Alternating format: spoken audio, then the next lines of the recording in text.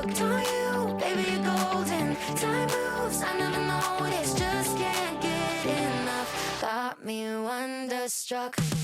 Hello, everybody, and welcome to Make Me a Nerd. I'm Mandy Kaplan, a mainstream mom whose mission it is to explore the world of nerd culture that I've been missing out on my whole life. And with me today, back for his third time, right? Third time? Yes, I think so. Third, yeah. It's the host of Comic News Insider and super nerd, Jimmy Aquino. What's up? You didn't say returning champion, but that's okay. Have you been fighting other guests? Yeah. I barely beat out Pete. He's a tough one. We're gonna have to have a rematch. But well, look, Jimmy, I've never met Pete in person. I don't even know if he has a lower half. oh, So all right, great. the fight might be easier than you anticipate. So no, I feel like he'd always win because he's the producer. So yeah. Right. He just says, oh, Jimmy's audio didn't come through on that one. But yeah, he didn't make it through. Or I'll make his face a Derpy the cat the whole time. Derpy the tiger. It reminds me, so as we record, you have Derpy, the probably favorite The tiger, character from K-pop, Sure. Demon Hunters, in your background. And it reminds me of that during the pandemic, the clip of a court proceeding. Yeah, And so the the guy had the cat defendant was head. like, I'm not really a cat. Yeah. And the I judge think it was was like, yeah, I know. I think it was a lawyer actually. lawyer. He's like, But just I the can't get phrase, this wrong. I'm not really a cat. That's so great. Listen, Amazing. I would come back as Derpy if that was a possible thing. I would love that. We'll get to Derpy, but Yeah, we will. So you, as we connect right now, it is July 18th. You are gearing up for Comic-Con, which is your big mecca every year. Nerd prom, yes. What are you most excited for? Well, as every year, all the PR and press starts rolling in this week. So they like to wait a week before. I'll sometimes get pressed. Do you want to cover this when I'm there? I'm like, I'm here already. So I'm starting to put my schedule together. So I don't have a ton of stuff confirmed, but I do have a few like press rooms to some TV shows. Hopefully I'll possibly get into that new show Revival on Sci-Fi. Has been really fun. I like that one. Hoping to cover Has Been Hotel again, because that's incredible. But I'm going to interview someone I interviewed in 2019 who was a dream interview. And I'm super excited because he has a new graphic novel out. I'm going to interview George Takei again, who I'm very excited about. I got a little weepy last time after I left the interview. Hopefully I won't get weepy during the interview. He's such an icon.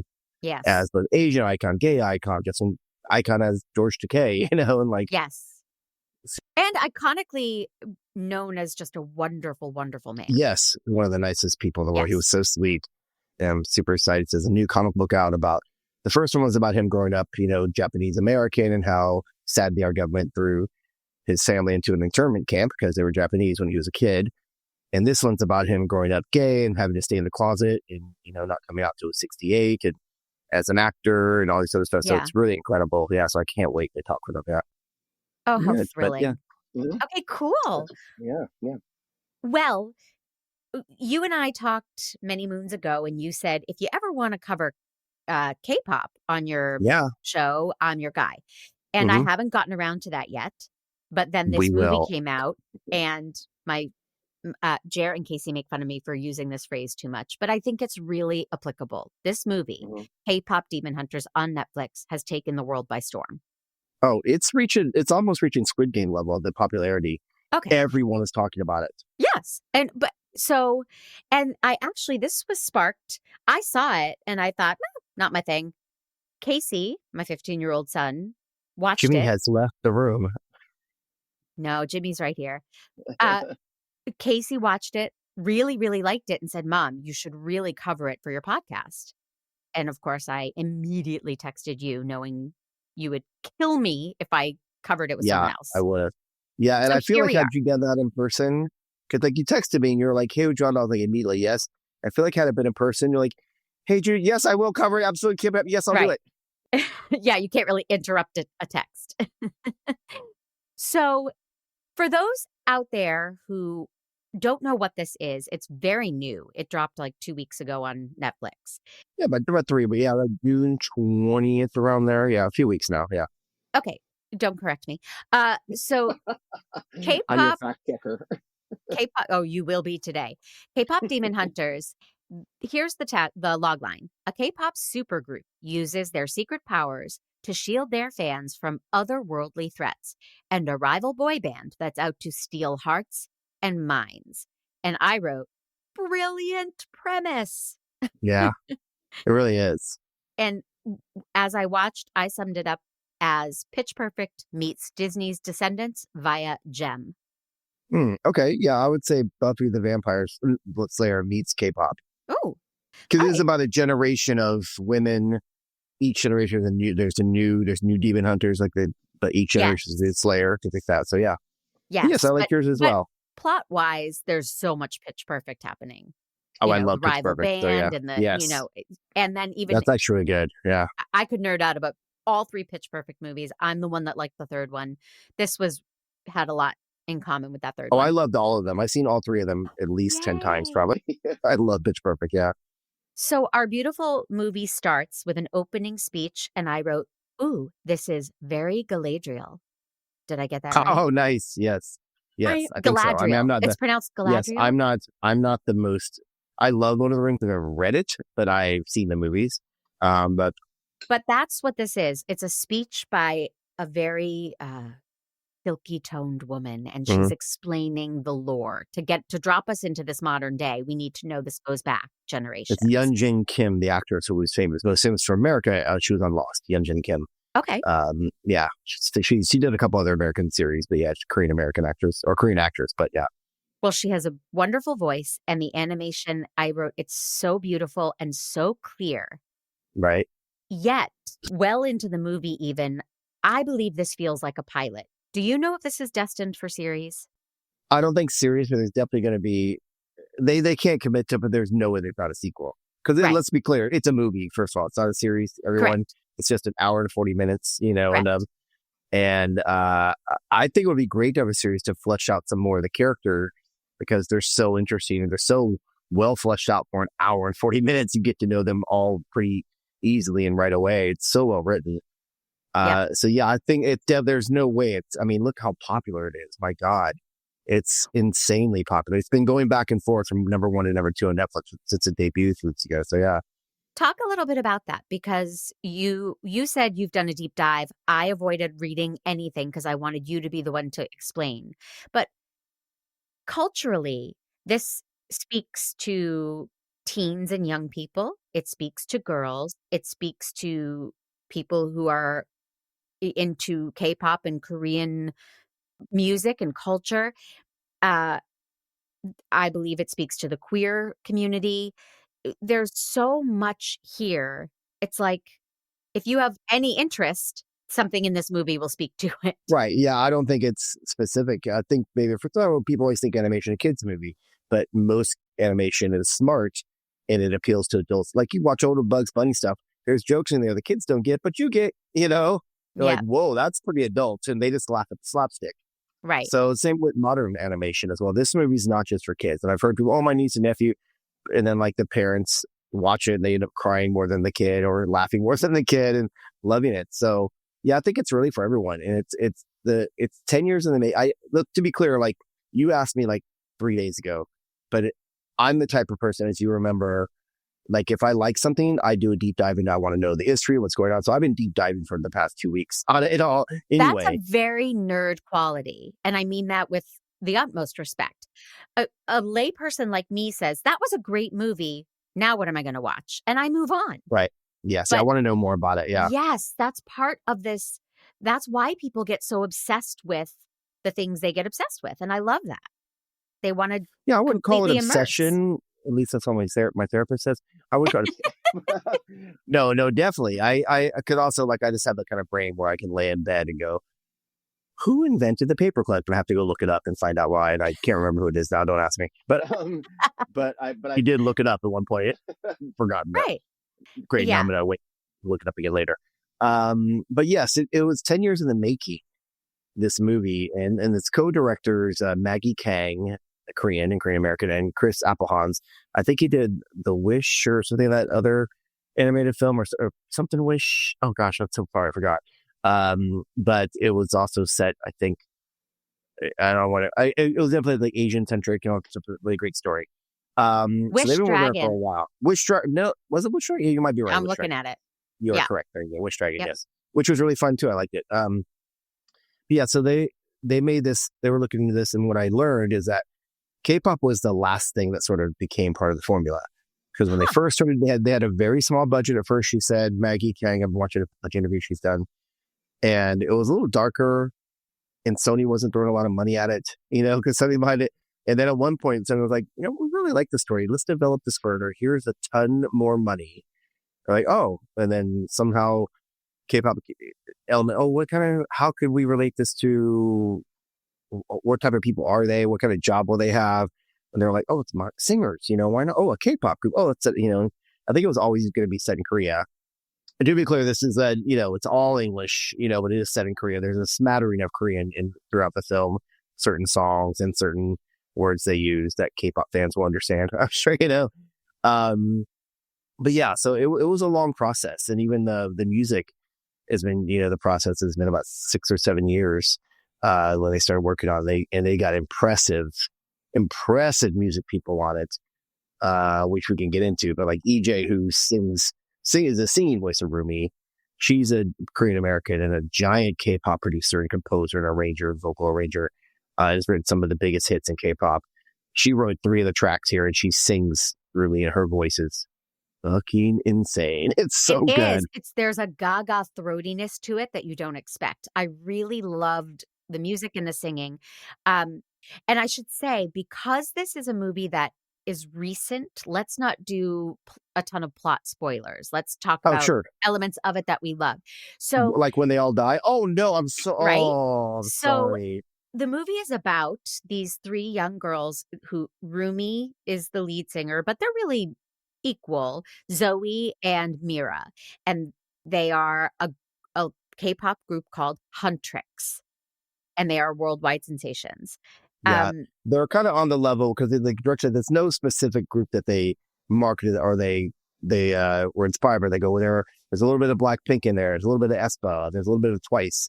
A little bit of Red Velvet. So they took from all these different groups and sort of like were inspired by these different groups. So yeah, so they're but they're on that like sort of Blackpink level of popularity for sure. Yeah, right. And there's a slight Hannah Montana Secret Life aspect to it because they fight demons, and their fans don't know this about them. Their fans just think they're mega pop stars.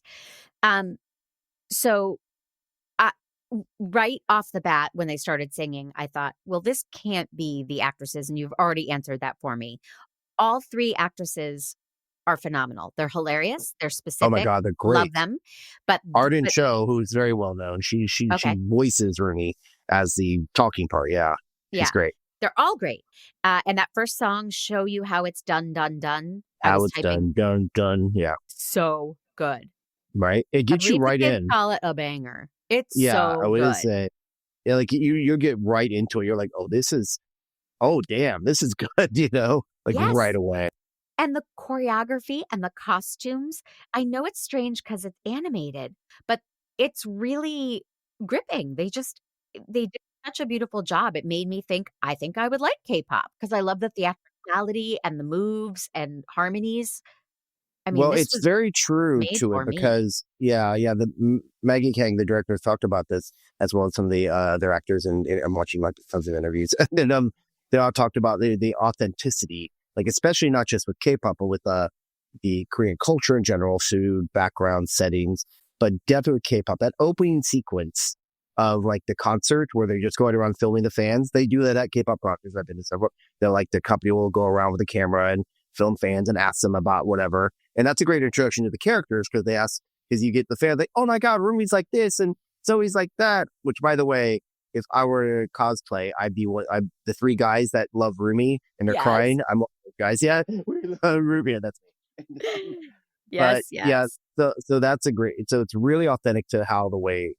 Just the K-pop culture and the phenomenon that is K-pop, their dedication to their fans, the fans' dedication to them, and just the way people are at concerts and the way they are at signings and things like that. Yeah, it's very authentic. But it's also very inclusive and global. I didn't feel like, what's going on here? I don't get this. I just felt welcomed into this crazy fun world. And uh and then we see I can't remember the order of it. Do we see the underworld with the demons first, or do we see them on the plane fighting demons? Well, we have that little intro of like the history of the demon hunters. So we see a little bit of it there. And then we see them again on the plane. I think it's the second time we see them. I've seen it 3 times. So it's like it's I think very on the Mission plane, Impossible. They're on a little plane and they're eating their snacks. And then Maggie Kang plays the stewardess, the weirdly jittery, oddball stewardess. Yeah. And turns out she's a demon. Here. They're all demons and big fight. And it's fast and furious in the best. It's just fun. I don't mean the movie. I just mean... Yeah. But yes, it's also funny. Like that's something, if you notice, like when they're eating, and there's something in animation, and anime especially, this isn't anime, it's animation, but and where they do like chibi, which is like little exaggerated, though, to make the head really big, or they make really funny expressions. It's like when they're eating, like, like this little spaces they have, that's really funny. That's very chibi, very anime style. They do that a lot. Maggie Kang talked about an interview how like she was, I wanted them to be gross, I wanted them to be like just girls, like glamorous, but also like behind the scenes kind of gross. They burp, they sure eat a lot of this and that, and so it's really, very funny. Yeah, and it's a very funny. It's also very sad in moments, but it's very funny. When Zoe realizes she has to fight the demons, but she wants to finish her snack, her mouth is exaggeratedly full and she screams, "They will feel my wrath." And I was like, great. Zoe, I've been there. Anytime I start to eat, my phone goes off with like, "Hey, you have an audition," or "Hey, get back to your studio." And I'm like, "But I'm eating. I don't interrupt." So Young Yu, who voices, oh my god, the speaking voice is so great. I love her. And they're all very And again, distinct. the cast is 99.9% Korean American or Korean. It's really great. Liza Kushi's in this, but I didn't. Yes, that's why I said 99.9. Right, I didn't pick up her voice. Oh, she's just like the host of that show. She has like 4 lines, whatever. That little. The hell out of me. Oopsie. Okay. But then we do get to the underground and we meet a mysterious young man. And I wrote, "Woo, my new cartoon crush, move over, Prince Eric." Yeah, you're not alone. This entire world has fallen for the Sasha boys and especially Jinu. Yeah, people I've been watching all these years like, am I in love with a cartoon character? I think I am. Yes, Pete, could you put up that picture of Jinu I sent you? Hubba hubba. He looks good when he's all veiny. He looks good when his eyes glow. He looks good when almost better when he's all K-pop. I mean, he just this character. And by veiny, she means like the demons have patterns all over them. It's part of the whole thing. Yes. That they have patterns all over them. These little purplish kind of patterns. Yeah. So this actor is An Hyo-seop. Yeah, he's a famous Korean drama actor. Yeah, K-drama actor. Yeah. But I did read about him that he was offered a spot in GOT7, a big K-pop group, I guess. Are they big?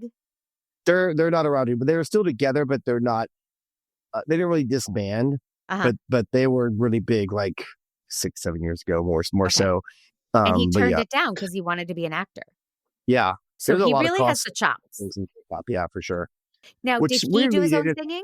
No, he did not. So he did. Which is surprising that they wouldn't have him, but they got someone else, Andrew Choi, who's incredible, incredible singer.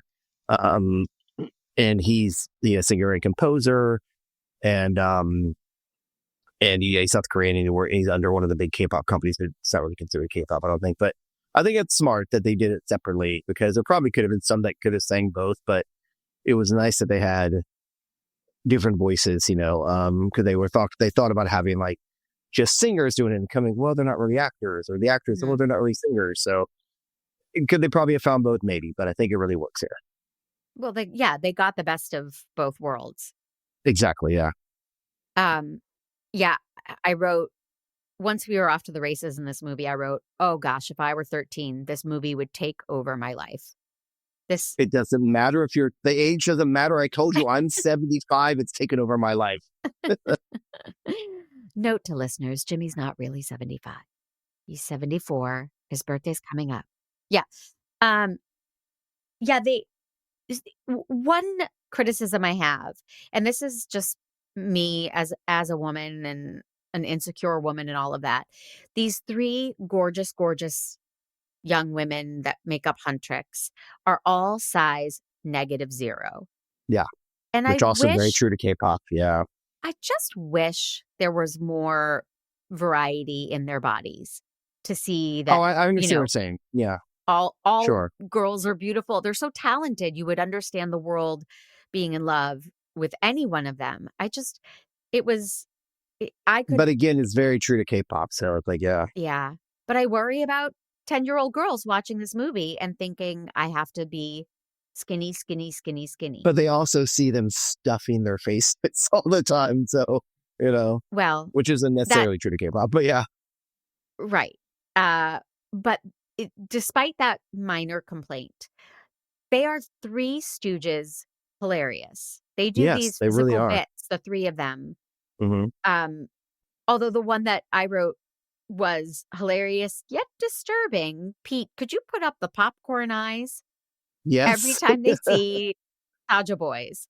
Yeah. Or I think Abs, the one with the abs. Abby, yeah. His name's literally Abby.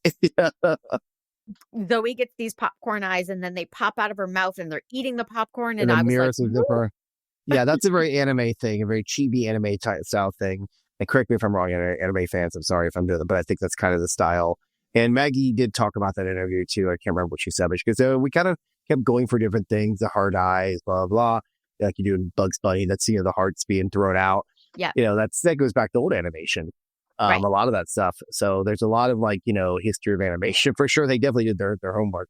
But yeah, it's just meant to be silly. That's what I love about this movie. It's not afraid to make their main characters look silly and goofy and even gross, like Maggie said. So I love that. And they talk about what different things they could have used besides popcorn.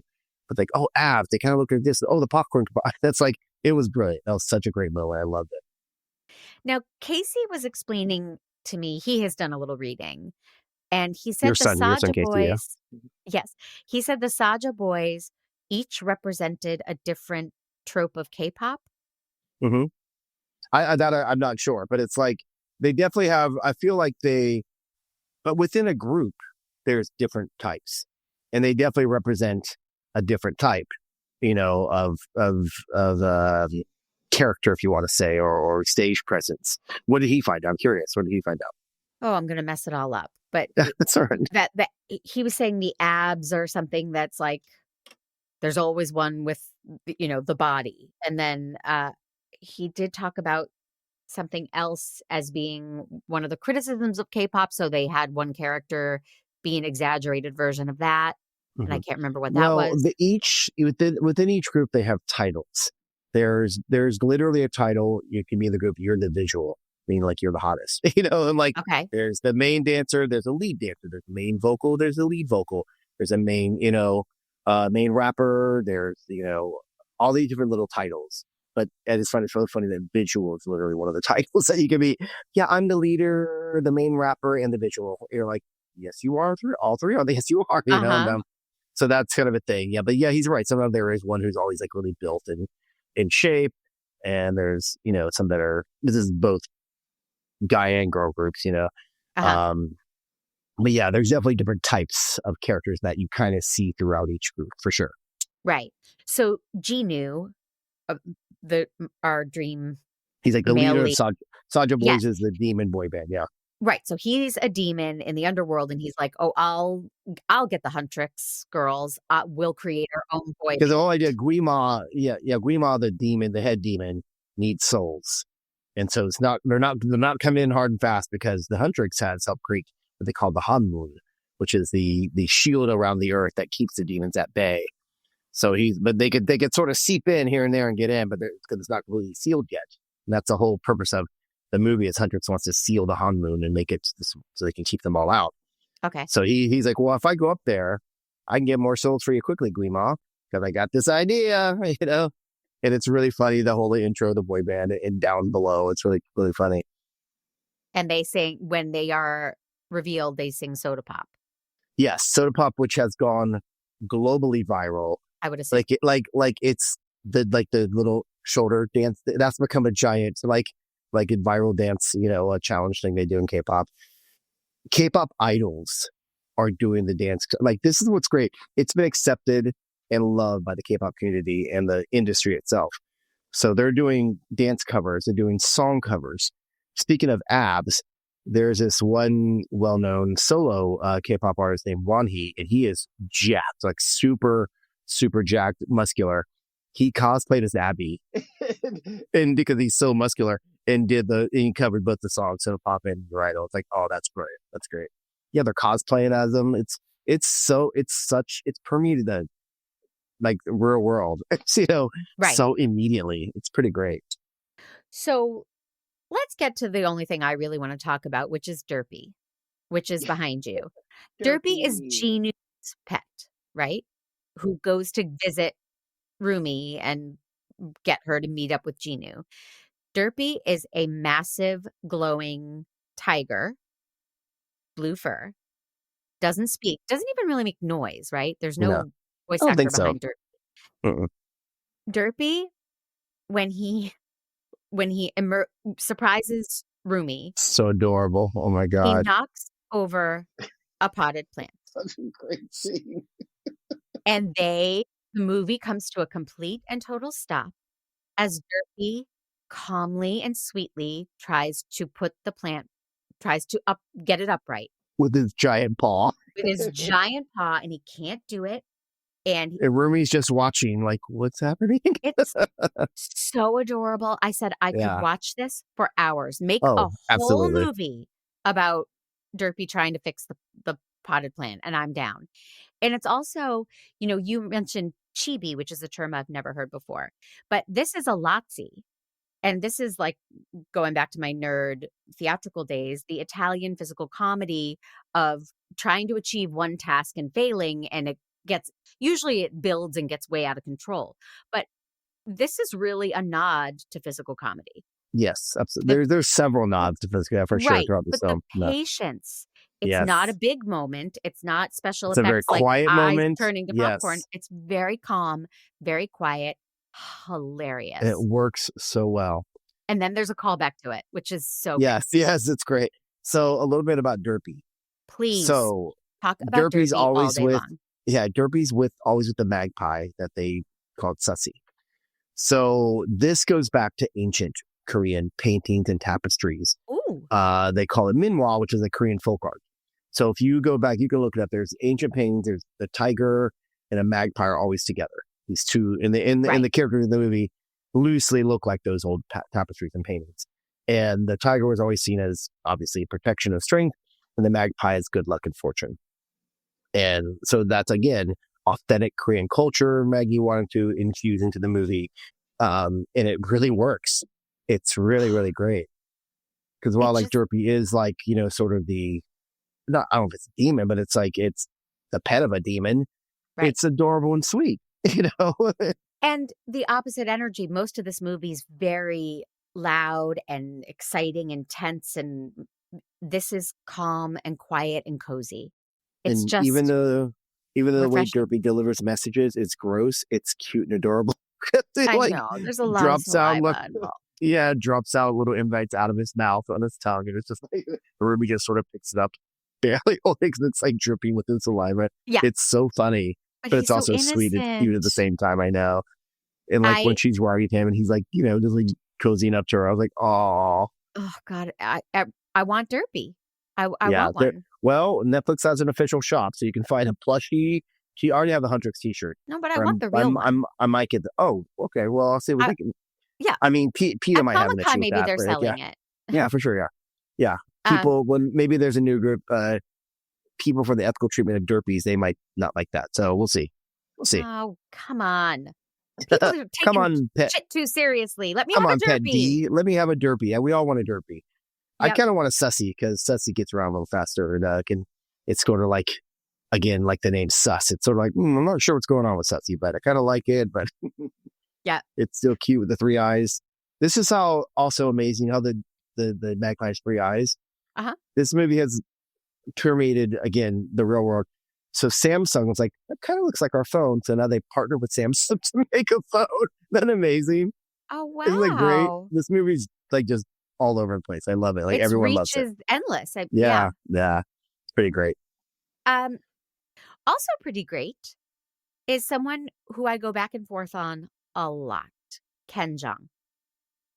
I agree. Same. I really like him, but some of them feel like it's like, oh, he's in everything. We see him. Yes, and he can be a one-trick pony, but not a movie. No, he voices Bobby, who's like their manager. And I thought he was great. Yeah, I really liked him in this.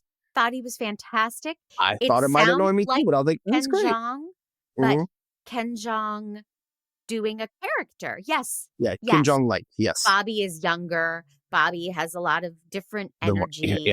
Yeah. And at one point, Bobby is so excited because of their song taking off, and he screams out, "The internet is never wrong!" And I wrote that down as a big LOL. Yeah. And I just, I don't know, good on Ken Jeong, good on the movie. You said it's a absolutely predominantly Korean cast, but not gimmicky, not like, well, we had to cast Korean actors, so we just put a Korean name in here. He really embodied this different looking character. I'm glad. Oh, Pete, I'll send you a picture of Bobby too. But you know, sometimes they model the characters after the actors. They did not at all. No. At all. Which makes sense if this was in the works for 10 years. Yeah. This was great because it's like most of the cast, there's a few recognizable names in smaller parts. Like him, he's actually one of the bigger parts since Bobby. Yeah. But we have Yeonjin Kim, as we said, as Celine, and Daniel Day Kim. Yeah. Is that sort of healer doctor guy, but it's a very small part. We have, who voices the main demon, Guima? Squid Game. Yes, exactly. Yes, the front man from Squid Game. The front man from Squid Game. Yeah, correct. Yeah, the Lee Byung-yeon, it was super famous in Korea, and obviously now famous worldwide because of Squid Game. Right. Those are probably the biggest names in there. Everyone else is relatively, Arn Cho's known, but some of the other actors, aren't very well known, which I also love. The singers aren't very well known.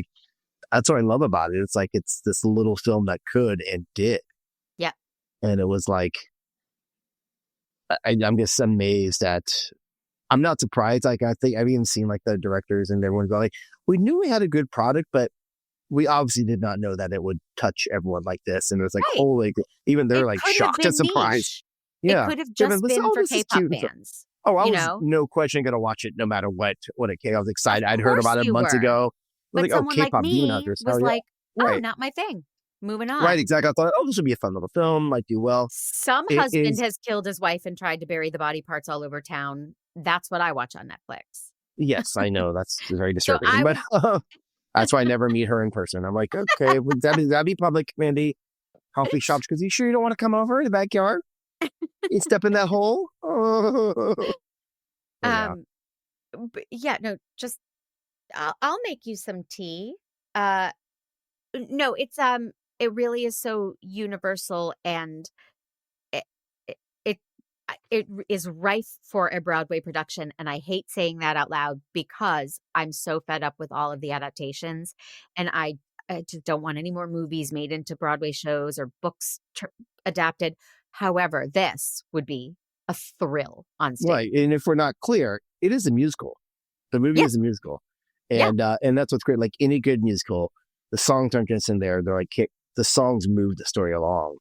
At times, even Soda. No, even Soda Pop. Oh, what a cute, fun song. Look at some of the lyrics. It's double of meaning. They're still demons talking about taking your soul in a sense. Right. You're my little soda pop. I'm gonna drink you up. It's it's got some meanings behind it. So it moves the story. Yeah, and I agree. And then there are the practical. There's a duet between Jinu and Rumi, and so that's more classic musical. Yes, but there are songs that they are just singing on stage. Oh, and yes, for sure. In absolutely. A movie, you have the benefit of being able to show other scenes while that's going on. But doing this as an animated feature allows it this freedom for the action to be over the top, the comedy to be over the top, the costumes and dancing. There's no boundaries. It was so smart to do it animated, rather than, and this is not a knock, my beloved Descendants on Disney, or I know there's a new Zombies one that I don't watch, but I love those musicals, and they get pretty special effectsy and fantastical. But this was next level for those reasons.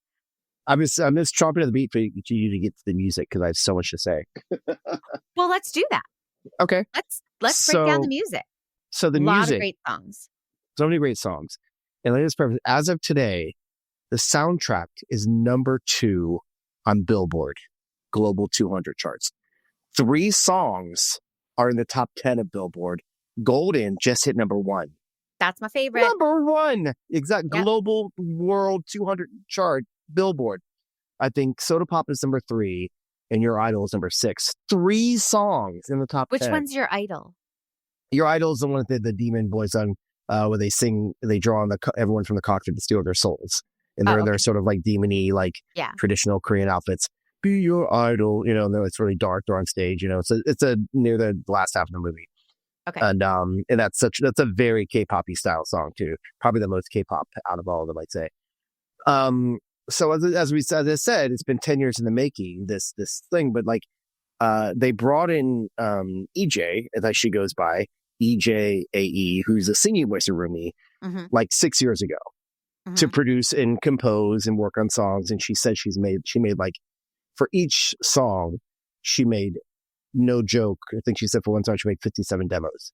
Oh my God. This is what she does. Right. And some hit, some didn't, whatever, they finally found it. And of course, she's a composer, arranger, and like, as you know, a lot of composers, arrangers do a what sort where they sing it so that the group can learn it. What's that called? Doing like vocal tracking? I don't know. Scratching or something like that. Yeah. Demos. Yeah. And so they sing their own song, so the person can vocal leads, whatever, like it, where they can find, so the group can hear it. Oh, that's the way they want it. And I've heard her sing this for some K-pop songs that they've released some of her like tracks for. I think she wrote a masterpiece of K-pop for Red Velvet Psycho. She wrote and composed that was one of their biggest hits. And I've heard her vocal on that. She's incredible. So she was on early and was not cast. She was just on as production. And they also partnered with the Black Label, which is a big company in South Korea. And the Black Label is a subsidiary, I'm getting deep here, of YG, which is the company behind Blackpink. Okay. And the guy that heads... Blackpink is one of the only ones I've heard of that you've mentioned, because I just don't know much about. Sure. Well, that's what I'm here for. And the guy that runs the Black Label is a Korean American. He was a K-pop idol like 15 years ago, but he's a producer and composer now. He's written every Blackpink song ever. Okay. And so that's why you see some of this. So you see some of the Huntrick stuff has some very Blackpink. It's got some aespa. It's got some Red Velvet, some Twice. So they partnered with heavy hitters in the K-pop industry to write these songs, and EJAE is one of the biggest.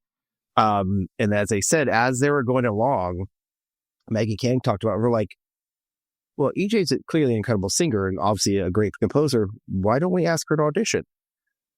And so they did. They were like, and then she was so happy because she was actually a trainee for years in Korea as well and never made it into a group. How, I don't know. But it's like, she's beautiful also. Besides her incredible voice, so she's got the look. And, some people don't want to tour the world and be... No, she was a trainee. She wanted to do it. Oh, she was did? Over there she was a trainee in the company. Oh. And like the K-pop system is like old Hollywood, where everyone joins the studio. They both, that's the thing. So she didn't get it either. I don't know what happened, but she turned to composing and vocal arranging and all this other stuff and writing. So she auditioned. They're like, "You're the voice of Rumi," and she was so happy because she goes, "I felt so connected because I was writing all these songs for her, and I'm singing them and I'm feeling them. And I felt like I am Rumi." And I was like, "That's amazing!" And to watch her, I'm following her now. I've heard number count on like Instagram is quadrupled or 10 doubled, and to watch her, just like, I've never thought the world would hear my voice like this. Aww. Like I've been happy being a composer, and she still is a arranger, and it's so touching and sweet. Yep. That she's now number 1 in the world. A song she not only sings lead on, she wrote, right? Yeah, and composed. I'm like, holy cow, that's incredible. And she wrote, I think, 3 of the songs in on the soundtrack. Insane. I obviously love that story, Hmm. but it does remind me, just quick tangent, JP Hmm. Carliak, one of my dear friends who's been on my show, Hmm. his episode is coming up about X-Men, but he got the lead, the two villains in the Hmm. Smurfs movie. He is playing them both Amazing. because he was doing Awesome. Scratch and they couldn't Yeah. find anybody who was as good as him. Oh, So, that's great. he's about to blow up in the voiceover world. He's Congrats to him. already big in the voiceover world, but Please uh connect us. I'd love to interview for my oh, podcast. sure. Yeah, for sure. It'd be Oh, great. absolutely. His phone number is Yeah, 32. great. Yeah, thank you. Yeah. Call him right now. I will connect you. But you know, it's that I think that story is rare when, Yes.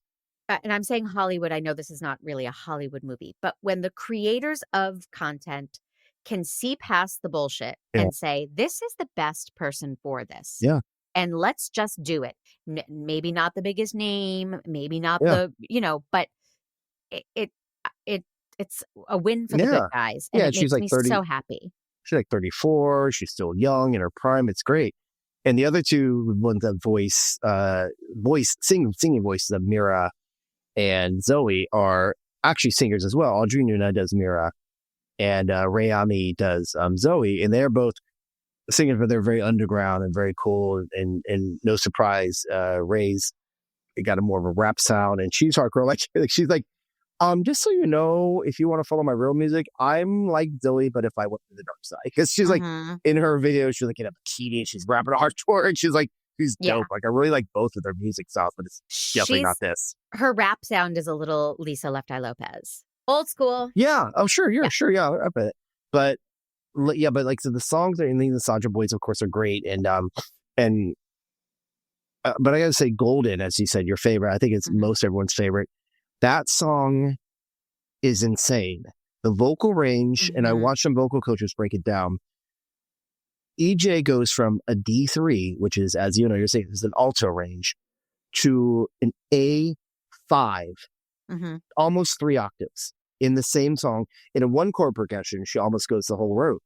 Because she starts off with no more, and it gets what you're like, full belt, a little bit of mix, I think, but it almost is full belt the whole time, right? Or is there a bit of a mix in there? No, there's mix, but Casey pointed it out, which I love. Yeah. He's such a music nerd now that he was like, I don't know how they mix it so well, but oh, they're great. Her voice is nuts. Like I'm watching, I'm not a big reaction thing, but I'm watching like singers and composers and watching their eyes pop when that progression, which just keeps going up and up. You're like, what is happening? How is she still up there? Yeah. And then going right back, then it drops right down to that D3 in that one part, and then right back up. You're like, Jesus Christ, she's insane. I'm really curious what her full range is. Like she's got to be at least 3 octaves, if not more. She's the Mariah Carey of. What is your range? I'm curious. We won't go too in the weeds, but I am very rangy. I used to be. My voice is changing as I age. Sure. But I used to have a 4+ range, and amazing. Now it's but. Yeah, I had a -2 range, so. Well, I wasn't a trained singer like you guys, but there were times when I'd always call myself a high baritone. There were times where I would, like when I was doing Jesus Christ Superstar and I'm in the chorus and I was hitting D's above high C. Nice. And, and I was like in the chorus because once I have that voice next to me, like the guy singing next to me, I can match him.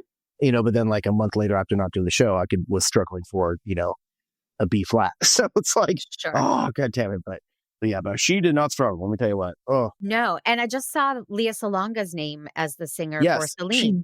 She barely had like all this. She's still underutilized. I wonder if something's cut because she has maybe a few lines she sings, and that's about it. But which is a shame. Salonga. I know you had her right there. Back to the plot of the movie. We're going to talk just about Gold. Spoilers. What? We're just going to talk about Gold because I'm still on. Oh. That song is insane, but yes, sorry, back to the plot. Pete, you can cut all the rest. No, but I got confused. Now, I have just watched Thunderbolt and done 2 podcasts about it, so I'm really familiar with the direction that took in terms of fighting your own demons. And towards the end of this movie, they are fighting literal demons, but then they are also fighting inner demons. And that got muddy for me. Huh? Why? Because I found there's a lot of psychology here, and Yeah. I'm actually trying to talk to my psychologist friend, Dr. Andrea Letamende. He's a big nerd. She has podcasts, she has psychology, superhero stars, whatever. And we meet every year at Comic-Con. I'm trying to make her watch this so we can talk about this movie because Rumi goes through it. She's got lots of psychological issues. Yeah. But then the other girls too start hearing these crazy inner demon voices as they're battling real demons. It did muddy it for me because it was like, wait, these are literal demons that we're fighting. And now you're layering in this inner battle. And well, what happened with that was because near the end, after the big sort of quote unquote breakup at the concert, where the demons come out, pretend to be Mira and Zoe like that. The Hanmoon, the shield protecting the world, has been almost collapsing in a sense. Okay. That's why more demons are coming through. So the demon influence is stronger. So that's where the Saja boys are able to almost starting to even creep into their souls. Yes, so the Saja boys are able to sort of like influence them, if not control them, but they basically like put a spell on the audience in a sense. Gotcha. Because you see even Bobby's eyes turn when he's like, and then Zoe and like Zoe hears his voice, and then suddenly their turn, they're all in trance, and they all start walking like zombies toward this stadium for the concert. So that's what happens. Game, set, match, Jimmy. I didn't. Thank you. Yeah. I was really confused. I was. Yeah. No, I can see what you're saying. Yeah. Yeah. And then I will say that, that like all movies, the third act is this epic battle, and let's not say more about it, but I did cry. But anyway, I didn't. Well, because you're soulless and you have soulless. Saja Boys got your soul years ago. So yeah. That to me was where the movie lost some of its charm. It lost its humor. No. It lost some of its relatability, and it turned into a more typical film for me. So, it's like I loved it. It wasn't as enamored with the last act. Why holistically I like the movie a lot, but this is why I've always kept you at bay in our friendship, because you never like the last act of our friendship. I'm so glad. And by the way, this is the last act of our friendship. Clearly. I disagree. I see what you're saying, but I disagree because it was like you see some musicals. It was in the third act, the emotional impact is there. You kind of need that to see what happens. This journey that Rumi especially have taken. And, she's not only trying to save herself, she's trying to save Jinu. And the girls are such a tight group and they've had a disagreement. And, that moment, like when she starts singing a cappella by herself, the last song, and just some of those, I broke into a million pieces and found a way, to hold herself together. That like hit me so hard. So I'm like, holy shit, this like really speaks to me about, what she was going through it, like trying to figure out how to belong, because we won't spoil, but she has a darker past as well, which we find out about. So she's trying to balance that. And even at one point, she's almost, dare I say, almost seemed like she was ready to give up a few times. Like when she goes to visit Celine, like, what am I? Why am I here? Right. And hands her the weapon. You're like, I fucking tears. I was like, Jesus Christ. Like a lot of this has gone through that struggle. Like, why am I here? What am I doing? What's my purpose in life?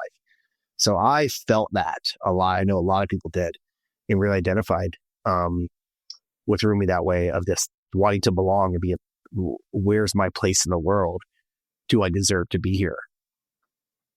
So that really worked for me. The final, like, if you want to say battle, whatever like that, but it's like insane. I respect and hear everything you're saying. And agree, of course, completely. Now you've changed your mind. Yes, of course. I agree, of course, completely. I just wanted some more of what we were given in the first hour 20. I wanted to infuse the end. But I want to wrap up by saying, holy shit, this movie has a 96% on Rotten Tomatoes. Yeah. I'm offended by that. It should have 100. It's so good. It's so good. And I think what I said about it, one of the reasons I like doing this podcast, and some of the feedback I get is, oh, I'm not a nerd either, but now I'm going to try and watch that show because, Yeah. we're all trying to figure out these other genres or these other passions for people that we've just never been exposed to. And this movie is so inclusive. There really is something for everyone. And it's a classic story told in a really fun, new, inventive way. And the music is fantastic. And so I was so, Like the soundtrack, there's no skip. yeah, I was so Yeah, excited. it's incredible. I listen to the soundtrack constantly. It's on my phone. I listen to it constantly. I was thinking about it next time I'm walking uphill on my morning walks. It's going to motivate me. It's window up. You get to that top of the hill and you hit the high note. You're like, I've made it. yes, it's really special. Is there anything else you need to say? I don't want to deprive you. I feel like we didn't give Saja Boys enough love. They are the demon boy band, granted, but each individual character is great. There's so many great moments. Like Zoe's so great where she's like, I hate them, but she's in love with Mystery, the one with the hair in his face, and she's so cute when she sits next to him. And there's a lot of fan theories that some obvious ones are people because that maybe Rumi's father is someone that we saw in that, but I think the director's sort of like, that's too Star Wars. We're not going to, it's not really what it is, which I'm like, a lot of people thought that, if you know what I'm saying. And both people are connected. Maybe Mira's connected to one of them as well because they had the same earring. There's all these amazing theories going on. Yeah, of course. It's really cute. That's the fun. But Saja Boys are great because, the other four don't get as much love. Gina's the main one, but the other four have such great little moments. And the people that voice them and sing them, like the singers are. One of them's a former K-pop star who's in the K-pop musical, Kevin Wu. There's other ones who work in the K-pop industry, or the rapper. Like you would expect the baby character to be that have that deep voice rapper, but that's exactly like several K-pop groups. There's a wildly popular group called Stray Kids, and the very pretty boy Felix, this Australian Korean guy, has the deepest voice you've ever heard. He's amazing. So it's again true to K-pop, but their songs are catchy as hell as well. Like I said, the soda pop meme viral dance is going around. Everyone's loving it. I'm doing it. There is one quote I want to say that when one of the Jinu and Rumi scenes, which I think is great, going back to her sort of, even though she struggles, she still has hope.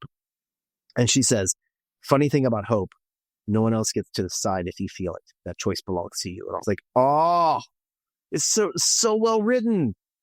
It's so well done. It's such great messages in it as well. So I'm just like, my God, I said, I laughed so much. I teared up several times. I sang a lot while I still am. It was dramatic. It was heartwarming. It was funny. It was sad. The music is insanely good. I'm so impressed and happy for them. The popularity, like I said, that's viral dances. K-pop people are cosplayed, acting out scenes. There's the bow off, which is so funny. Where they're trying to get lower on their bow, and their bodies actually contort. So they're on like a variety show. Those variety shows exist and they're great. They're really fun. And literally on one of the music shows recently, there's a group called DVZ, 3-member group, and one of the members kind of looks like Mira.